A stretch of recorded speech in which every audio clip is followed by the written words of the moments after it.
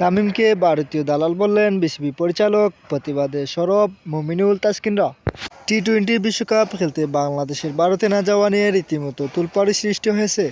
বিসিবির এই সিদ্ধান্ত নিয়ে গতকাল এক অনুষ্ঠানে নিজের মতামত জানিয়েছেন জাতীয় দলের সাবেক অধিনায়ক তামিম ইকবাল।